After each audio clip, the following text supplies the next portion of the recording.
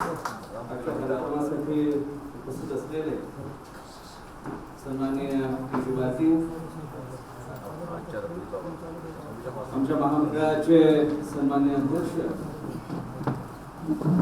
उपस्थित सर्व सन्माननीय मान्यवर, माझ्या पुढे उपस्थित असलेले विविध संघटनेचे सर्व सन्माननीय पदाधिकारी, इथे उपस्थित झालेले सर्व माझे समतादूत बंधू भगिनी आणि उपस्थित असलेले या कार्यक्रमासाठी सर्व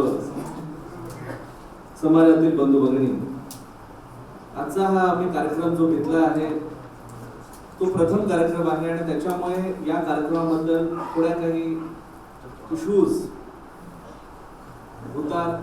मनामध्ये ज्या बाबी आहेत त्या आपण बोलून दाखवल्या, त्या अत्यंत चांगल्या आहेत. मनाच्या बाबी मनाच्या बाहेर गेल्याच पाहिजे, तेव्हाच मन होतील. आज जो आपण कार्यक्रम घेतलेला आहे त्याचा मुख्य उद्देश काय आहे आणि आपल्याला पुढे कसं जायचं आहे.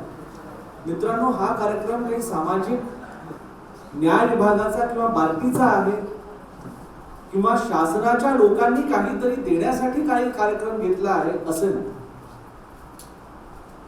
हा समाजातील काही नागरिकांनी त्यांच्या अन्य नागरिक बंधू भगिनींसाठी केलेला उपक्रम आहे. हे आपण सांगतो. मी ज्यावेळेस 2014ला उस्मानाबाद मध्ये जिल्हाधिकारी होतो त्या काळात मोठ्या प्रमाणात आम्हाला शेतकऱ्यांच्या आत्महत्येचा सामना करावा लागला आणि मग त्याच्यामधून आम्ही शेतकऱ्यांना एकत्र करण्याचं काम केलं. 2.5 वर्षामध्ये 2,88,000 शेतकरी एकत्र आले. 14,600 शेतकरी गट तयार झाले. आणखी 58 शेतकऱ्याच्या प्रायव्हेट लिमिटेड कंपन्या आपण तयार केल्या. VRD ॲग्रो प्रायव्हेट लिमिटेड ही पहिली जी आमची शेतकऱ्यांची सीडची कंपनी होती. त्यांचे जे अध्यक्ष आहेत ते आज उस्मानाबादचे आमदार आहेत. जर लोक एकत्र आले तर काय होऊ शकतं हे लोकांनी दाखवून दिलं. आज मी तिथे जिल्हाधिकारी नाही, परंतु प्रेमाखातर मी जिथेही असेल तिथे शेतकरी लोक मला भेटायला येतात. हे आपलं प्रेम वृद्धिंगत व्हावं, समाज एकत्रित व्हावा आणि यासाठी आपल्या सगळ्यांचं कॉन्ट्रीब्युशन व्हावं म्हणून आपण सगळे लोक इथे जमलेलो.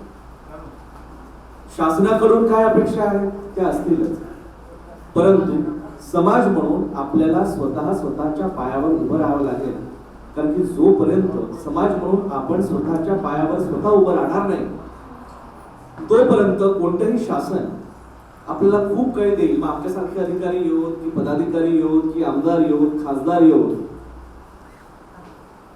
आजपर्यंत 70 वर्षामध्ये जी आपली स्थिती आहे मग तीच राहणार. हा जो उपक्रम आपण घेतलेला आहे हा स्वयंप्रेरणेचा, स्वयंशिस्तीचा आणि स्वतःच्या विकासाचा उपक्रम आहे. इथे अधिकारी काही देणार आणि समोर असले काही घेणार अशा प्रकारची भूमिका अजिबात नाही. आम्ही एवढे मोठे नाही की समाजाला खूप काही देऊ. We are all servants and we have to serve the society. आम्ही ज्या पदावर आहोत आमचं कर्तव्य हे सेवेचं आहे. हे काही देणाऱ्या भूमिकेत राजाचं आमचं कर्तव्य नाही. हे जे काही आम्ही आपल्याला देतो हे आपलंच असतं. आम्ही फक्त एक व्हेइकल म्हणून काम करतो. कारण की आपल्यापैकी प्रत्येक जण टॅक्स देत असतो.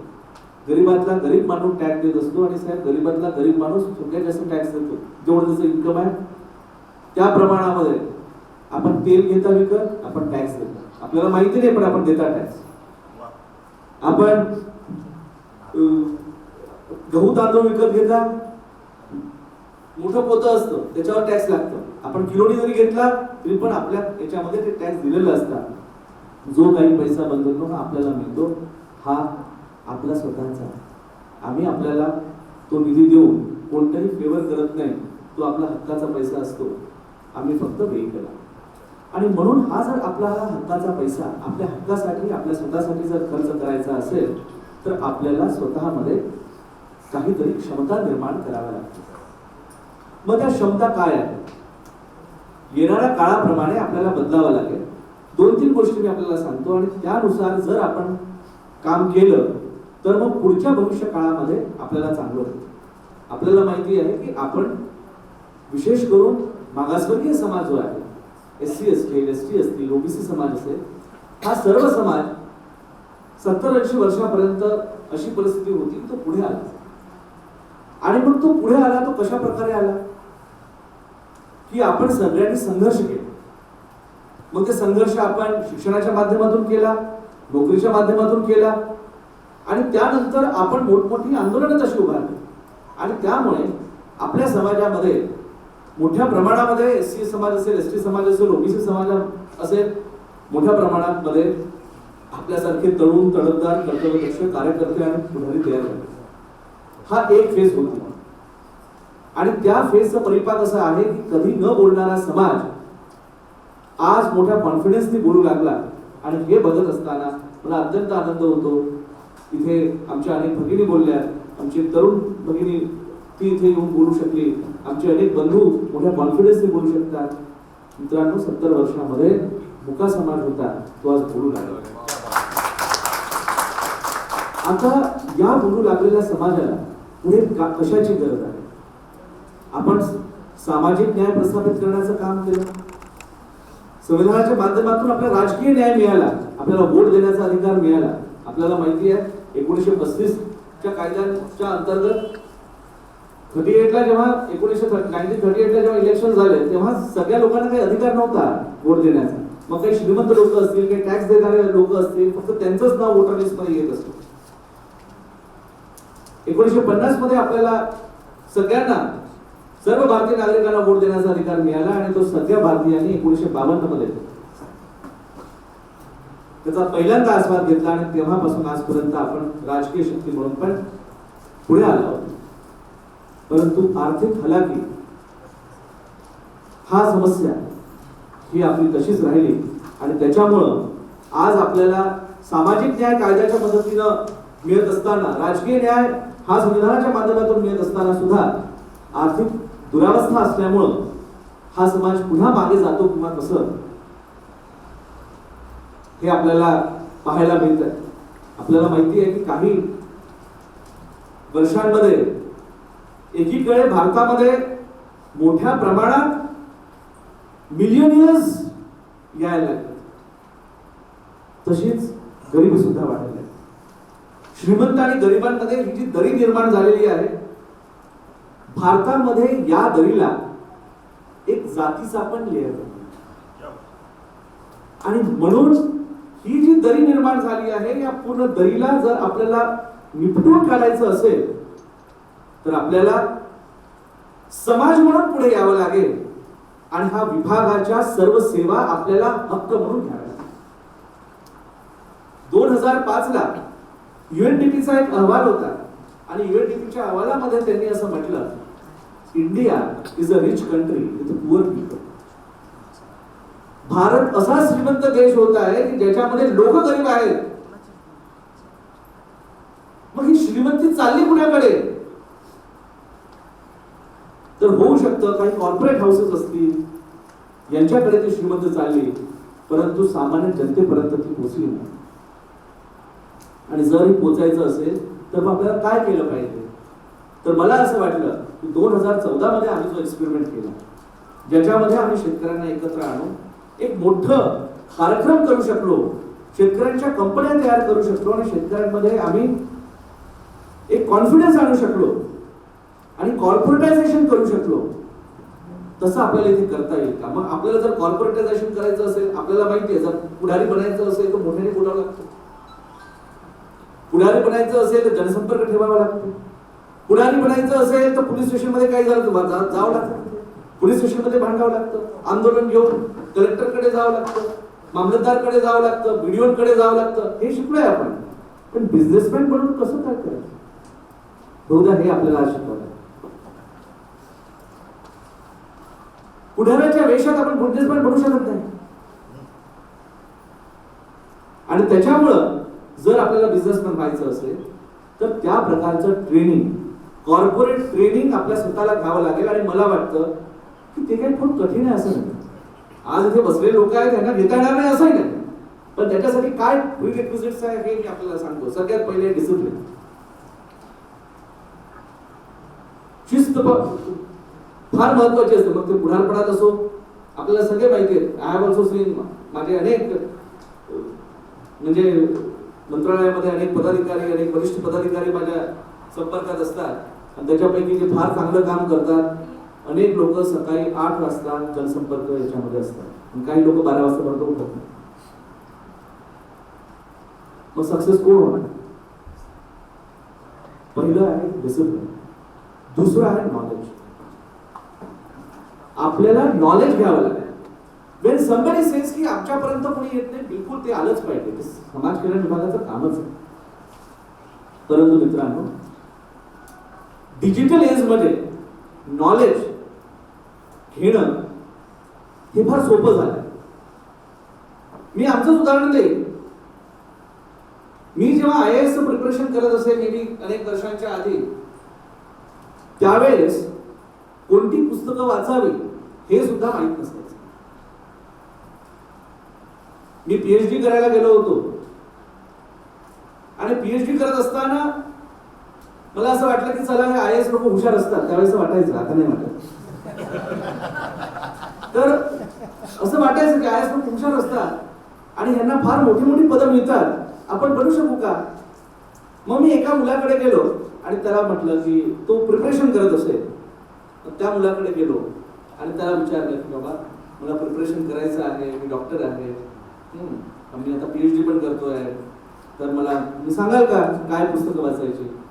त्यांनी मला एक पुस्तकाचं नाव दिलं आणि म्हटलं की हे पुस्तक पहिले वाचून घे, मग आपण बोलू. मी त्या पुस्तकाचे नोट्स काढले, सगळं केलं, पूर्ण अभ्यास केला. असंच मी कुठेतरी एका दुसऱ्या व्यक्तीकडे गेलो, त्याला पण सांगितलं मी प्रिपेअर करतोय, तुम्ही काही मार्गदर्शन कराल का? त्यांनी म्हटलं काय वाचलं तू? मग मी सांगितलं मला हे पुस्तक त्यांनी दिलं, ते पुस्तक विकत घेतलं आणि मी आता अभ्यास करत होतो. त्याने म्हटलं अरे हे सिलेबस मध्येच नाही. तो काळ वेगळा होता. आज डिजिटल एज आहे. आज डिजिटल एज मध्ये सगळं काही तुमच्या मोबाईल मध्ये आहे.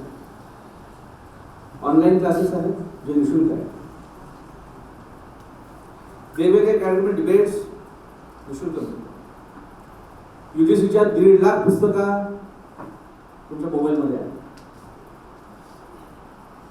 व्हॉट्सअपचा उपयोग हा आपण गुड मॉर्निंग गुड इव्हनिंग साठी करायचा, तो बिझनेस साठी करायचा, हे जर आपल्याला कळलं तर आपण बिझनेस करू शकतो.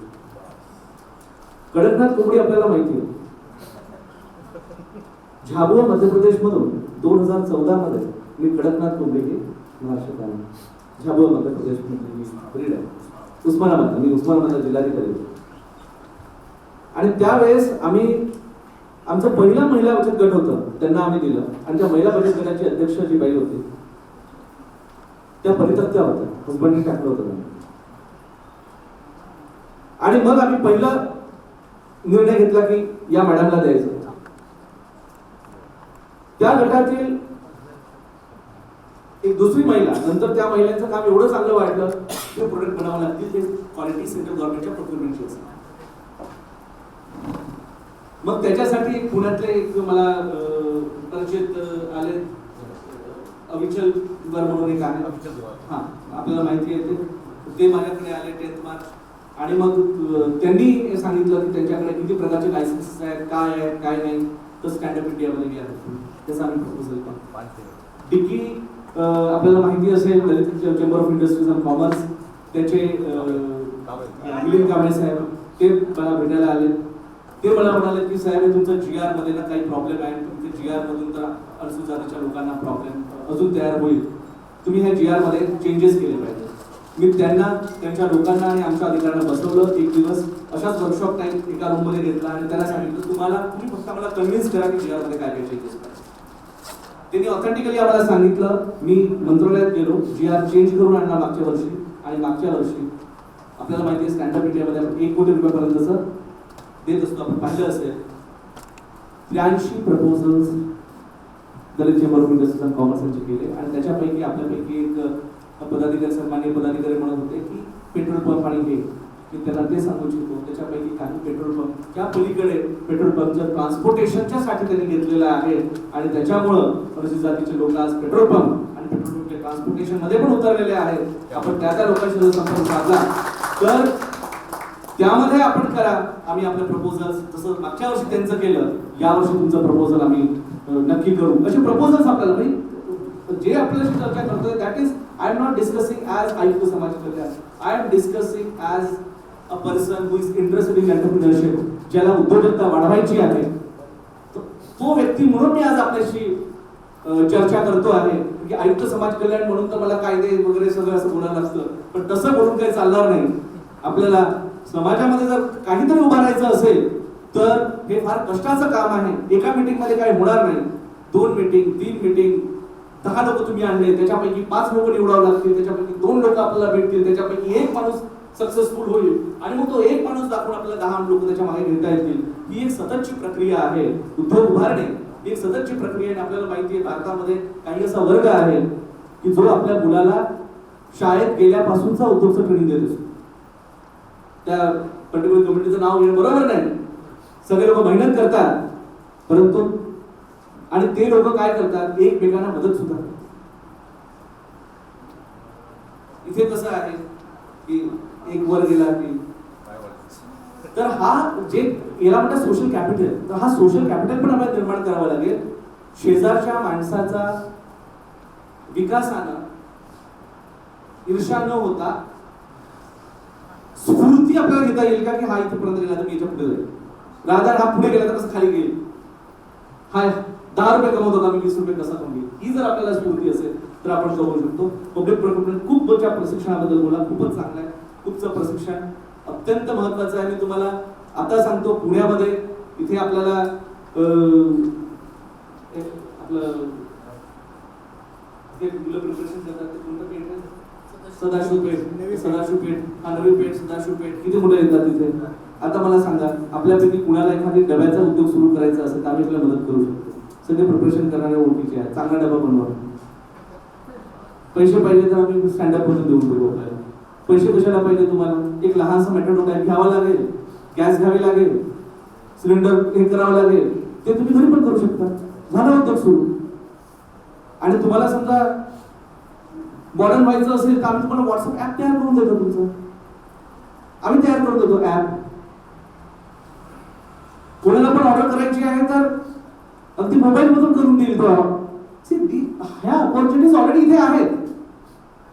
बिझनेस मोठा लहानापासून होतो आणि मोठा बिझनेस कधी करू नये. जमलं नाही तर माणूस नादार होतो. अंबानीचं उदाहरण घ्या. अंबानी वडिलांनी किती मोठा बिझनेस केला. बिझनेसचे 2 भाग झाले. मोठा भाऊ जगामधल्या श्रीमंत लोकांपैकी एक झाला आणि लहान भाऊ बिझनेस चालवता आला नाही. अर्ध्या दोघांना मिळाले होते. एका जन्मात पैसे कसे खर्च होऊ शकतात, जन्मात सोडा 10 वर्षात, की जगातला श्रीमंत लोकांमधला तो पैदा झाला. आणखीन 10 वर्षामध्ये जर 450 कोटी रुपये त्याच्या मोठ्या भावाने दिले नसते तर जेलमध्ये असते. त्यामुळे पैसे द्या बिझनेस होतो असं जे म्हणतात त्यांना बहुधा बिझनेस येत नाही. नाहीतर मी आपल्याला सांगतो की डब्याचं आपण चांगलं सांगितलं, कुणाला करायचं असेल तर सांगा, त्यासाठी आपण सगळे प्रशिक्षण देऊ. त्या संदर्भात पर्यटनासाठी आपण म्हणालात, पर्यटनासाठी बसेस ते पण स्टँडअप मध्ये घेता येतात, बिलकुल घेता येतात. आपण तसा प्रस्ताव सादर करू शकता. क्लस्टर करा, पर्यटनाचा ऍप तयार करा. See we have to go for all the new things. जुनं सगळं सोडलं पाहिजे. आता आर्टिफिशियल इंटेलिजन्स जगाला आहे. 2 वर्षाच्या कोविड कालामध्ये जे होत नव्हतं ते आता होत आहे. मी पालघरमध्ये जिल्हाधिकारी असताना तिथे मोठ्या प्रमाणावर माल न्यूट्रिशन म्हणजे आदिवासी भागामध्ये माल न्यूट्रिशन मोठ्या प्रमाणावर होतं. आणि माल न्यूट्रिशन साठी आपण काय केलं पाहिजे, हे फक्त आयडियाजवर आहे त्या जागेवर आपण काय करू शकतो. म्हणजे आमच्याकडे घरात लाईट नाही आहे असे म्हणणारे मुलं पण आहेत. आणखी रस्त्याच्या दिव्याखाली अभ्यास करून अधिकारी होणारे पण लोक आहेत. आपण कोण आहोत हे जर स्वतः ओळखलं तर मला वाटतं हा समाज हा पुढारलेला समाज होईल. आणि जर हा समाज एकत्र आला मग तो काही या समाजाचा असो, त्या समाजाचा असो, त्या समाजाचा असो,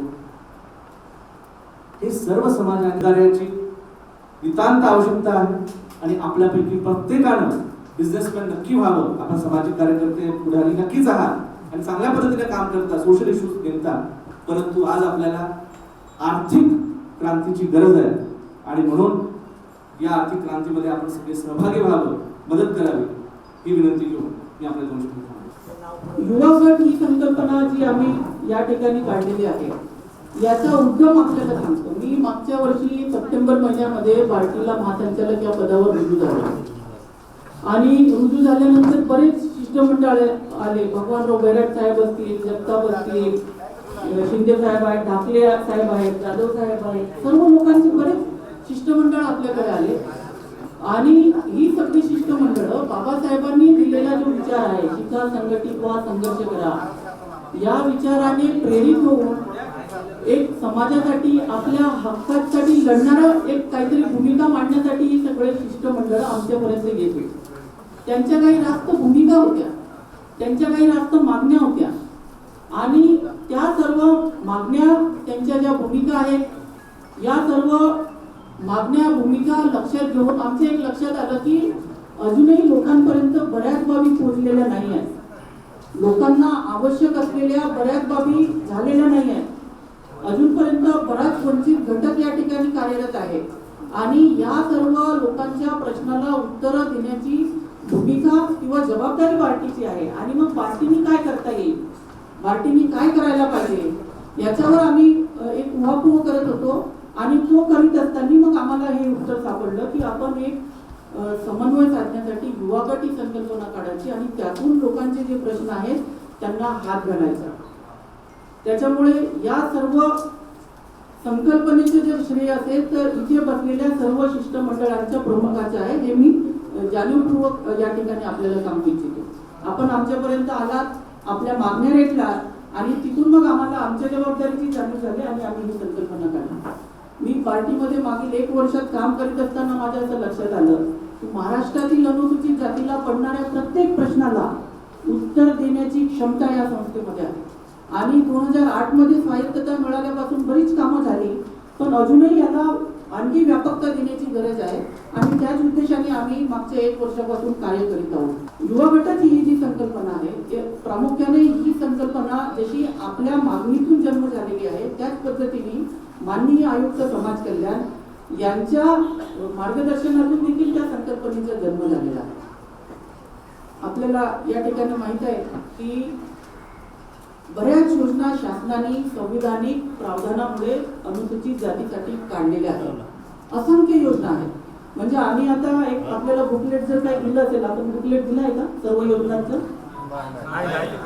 बुकलेट व्हॉट्सअप करा आणि काही प्रिंट पण काही महत्वाचे जे शिष्टमंडळाचे जे प्रतिनिधी आहेत त्यांना बुकलेट द्या. आम्ही एक काही योजना आता थोडक्यात काही 30-35 योजना आपल्याला दिलेल्या आहेत. साधारणतः महाराष्ट्र शासनाच्या अनुसूचित जातीसाठी आणि जनरलच्या मिळून 100 पेक्षा अधिक योजना आहेत. या योजनावर शासन करोडो रुपया खर्च करत असते. असंख्य पैसा या योजनावर शासन लावतो आणि बऱ्याच प्रमाणात त्या योजना लोकांपर्यंत जातात देखील, पण पाहिजे त्या प्रमाणात त्या योजना पोहोचत नाही. म्हणजे चित्र असं आहे, एकीकडे योजना आहेत, शासन त्याच्यासाठी खर्च करतो, दुसरीकडे लाभार्थी लोक वंचित अजूनही वंचित आहेत. म्हणजे लाभार्थ्यांना योजना भेटत नाही आणि योजनेला लाभार्थी भेटत नाही. कित्येक योजनांचे पैसे अशीच परत जातात लाभार्थी न भेटल्यामुळे. अशी एक परिस्थिती साधारणतः जी प्रशासनामध्ये असते तशीच परिस्थिती सर्वत्र आपल्याला पाहायला मिळते, ती आपल्याकडे देखील आहे. आज तुम्ही जर महाराष्ट्र शासनाचा बजेट बघितला, 10,000 कोटीचा बजेट केवळ अनुसूचित जाती या घटकाकरिता आहे.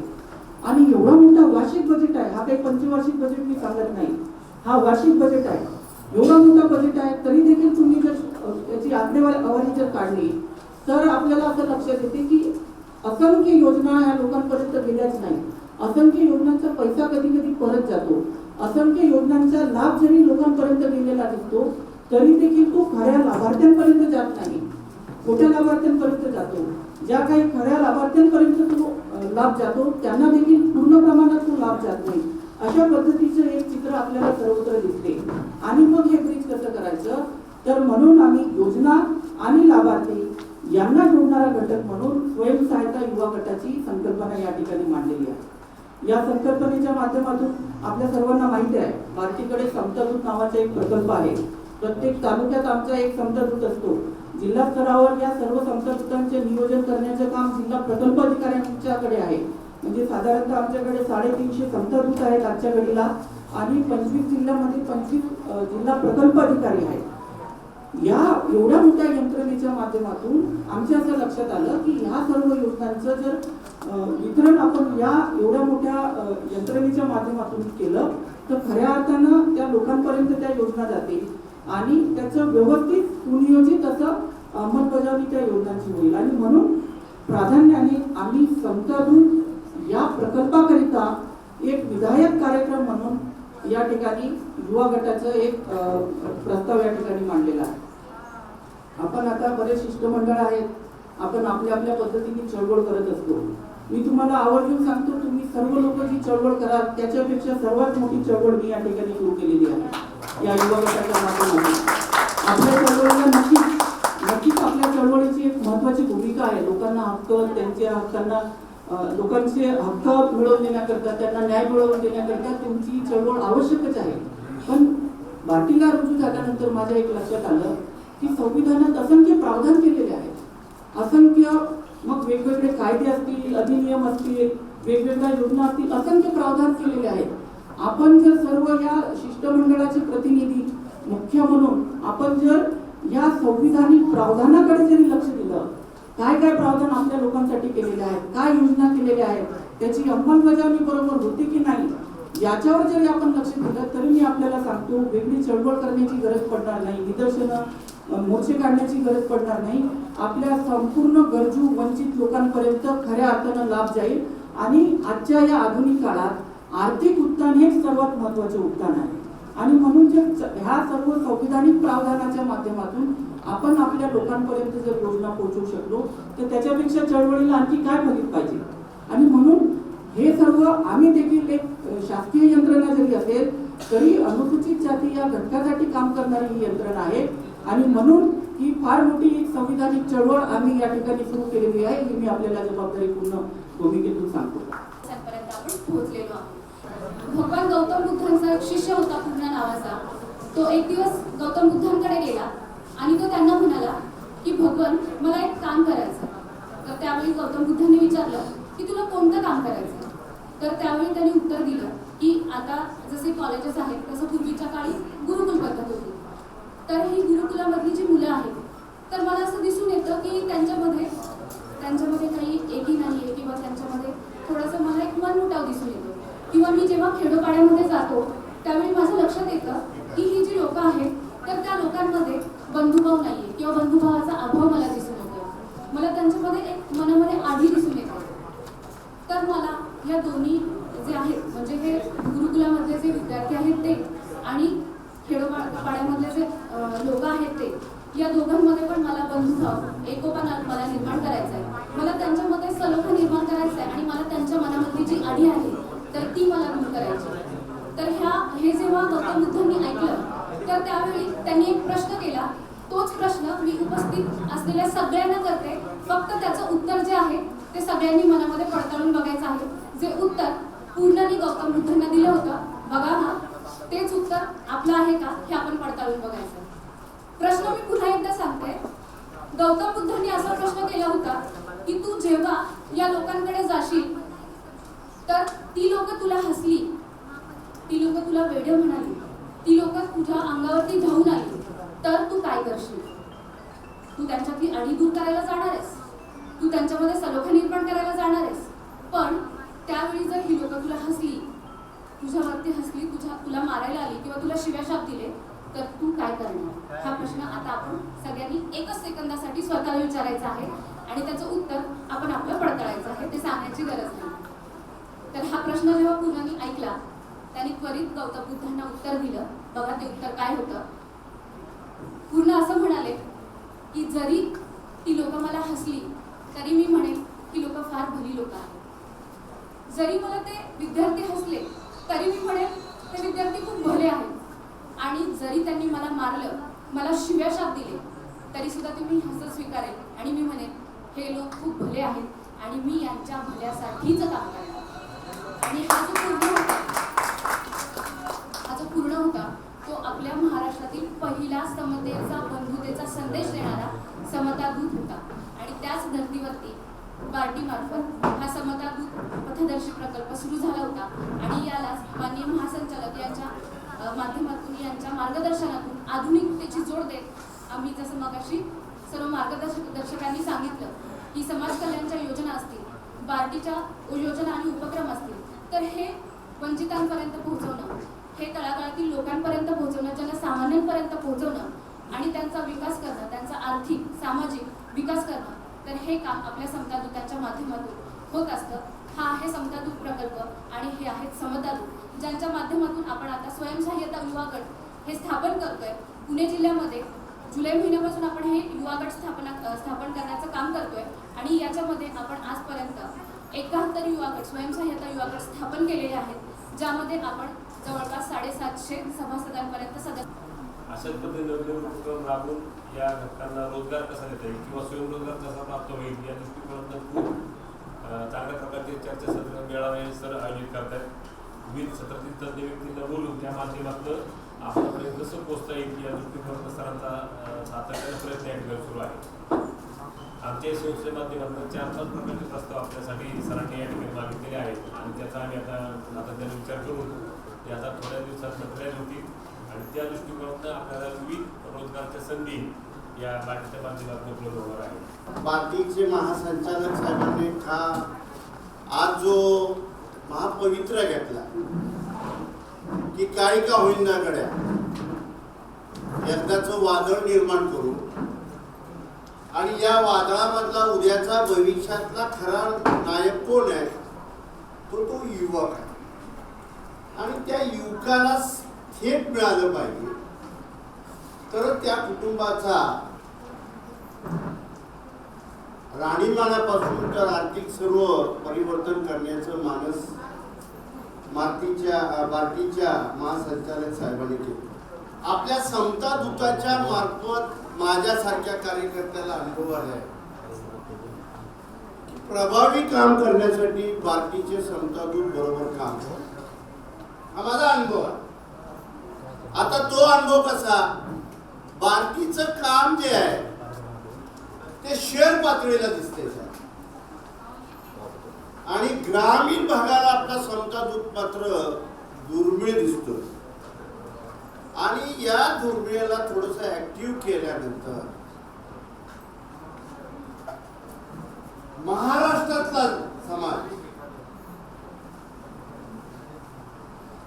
हा त्यापैकी जर पाहिलं तर 6 महिन्याला माझ्या माहितीप्रमाणे आपण 20-25% तरी लोकांची राहणीमान उंचवू शकतो. आकडा 10,000 कोटीचा आहे, तो आपल्याला मिळाला पाहिजे. पण मिळवण्याच्या संदर्भातल्या आपल्या काही योजना फेल्युअर गेल्या. त्या का फेल्युअर गेल्या? मगाशी संचालक साहेब बोलले योजना आहे पण फील्डवर गेल्यानंतर समजा 4 एकराचा कायदा आमच्यासाठी आहे. 4 एकराच्या कायद्यासाठी पहिली अट तर अनुसूचित जातीची आहे, तो मागासवर्गीय असला पाहिजे. इथं नेमकं आमचं घोडं खात्याचं आहे. जातीचा दाखला मिळवण्यासाठी एवढ्या जाचक अडचणी लावल्या. त्या जातीच्या दाखल्याचा मागच्या बैठकीत आपण मी 20 ऑक्टोबर 2020 ला आपल्याशी चर्चा केली होती. आपण मिनिट्स घेतले की कास्ट सर्टिफिकेट द्या, आम्हाला कास्ट कार्ड करा. भगवान शिवराम वैराट अमुक जात ही सगळ्या कुटुंबाला लागू झाली. परत आम्हाला त्या मामलेदारचं थोबाड बघायला पाठवू नका. काय झालं? आम्ही शाळेत गेलो, शाळेत टाकलं. काय पडताय आपण वर्गमित्र आहे वाडी.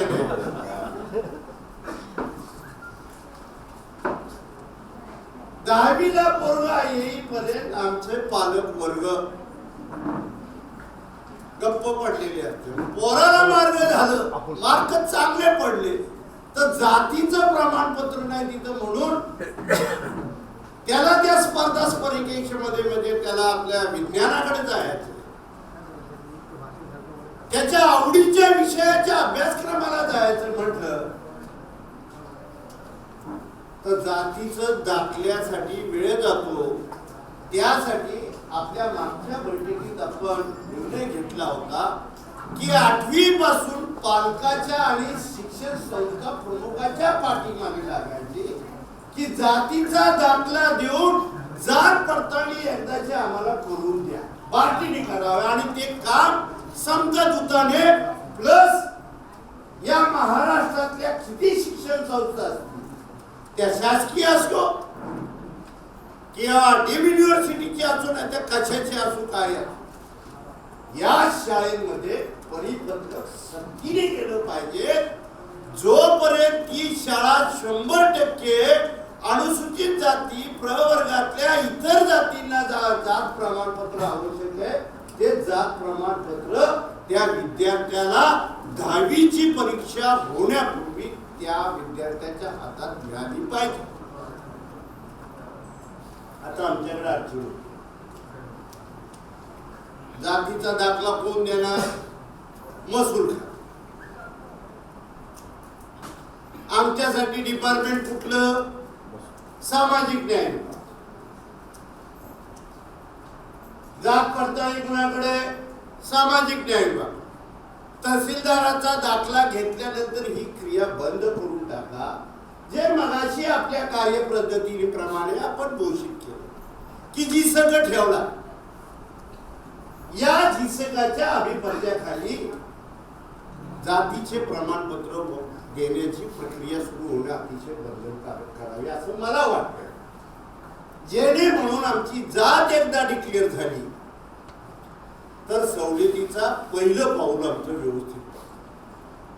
या पार्टीचं इथं जे काम होत आहे ही चळवळ झाली पाहिजे ही अशी आमची सुद्धा इच्छा आहे. That is why I am also founder member of this revolutionary नाव तिचं चळवळ.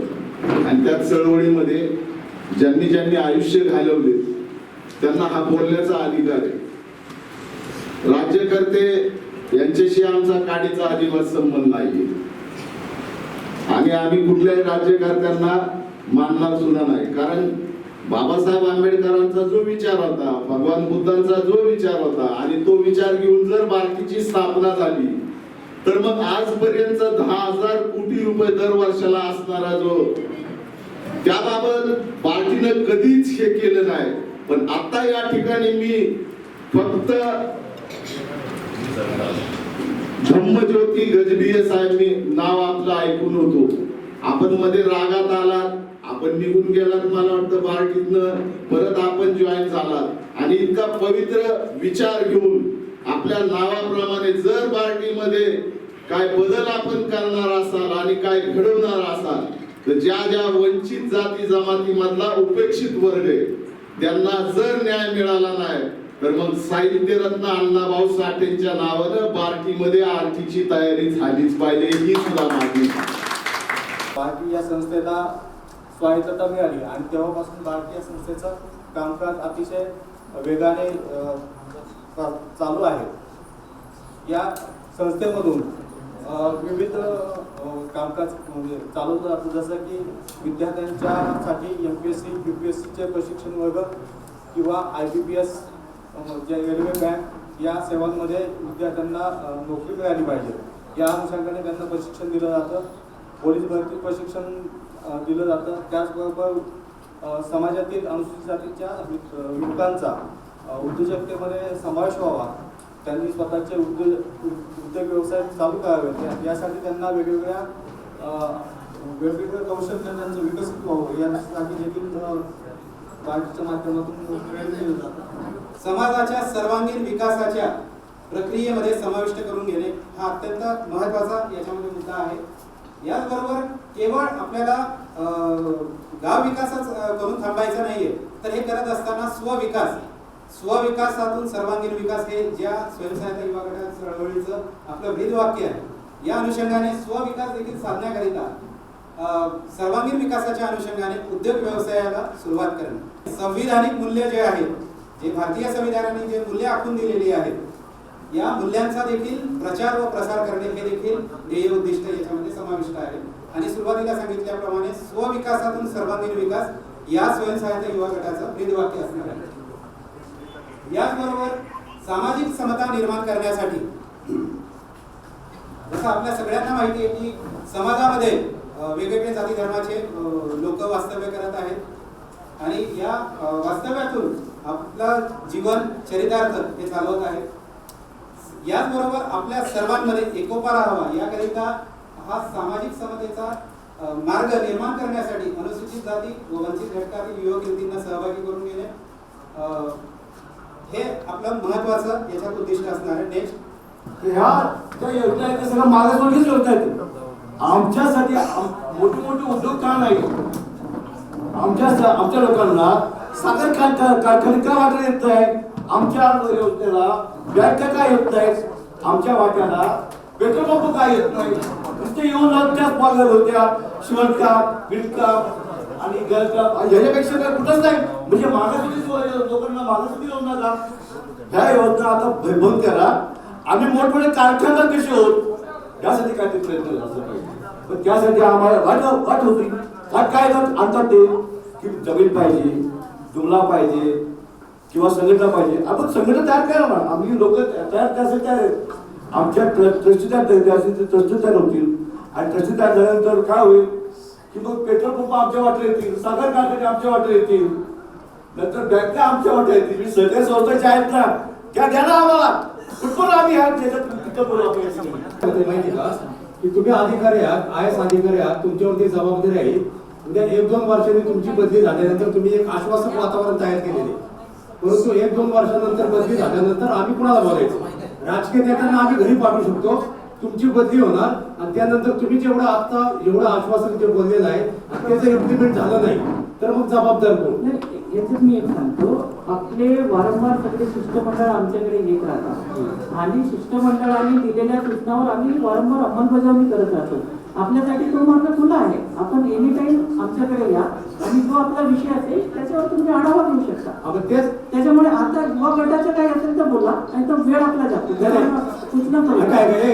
आधी प्रशिक्षण आतापर्यंत काय संशोधन केले, काय प्रशिक्षण दिलेले आहे आणि त्याचा इम्प्लिमेंट किती झालंय याचा अहवाल किंवा श्वेतपत्रिका ही आपण मागितली पाहिजे, तुम्ही मागितली पाहिजे. तेव्हा पुढे 2 वर्षांनी हे जे आता युवकांसाठी बोलणार आहेत उद्या नाही केलं यांनी तर मग ह्याला जबाबदार कोण? हाच माझा प्रश्न आहे. फक्त तुम्हाला जागृत करण्यासाठी मी इथं बोललेलो आहे. आता आपल्याला एक असं स्पोकन इंग्लिश पण आपल्या समाजात आलेलं पाहिजे. इंग्लिशच्या माध्यमातून आपल्याला जॉब्स मिळतील. आता जसं आता आम्ही स्पोकन इंग्लिशचे क्लासेस फ्री चालू तसं जर आपण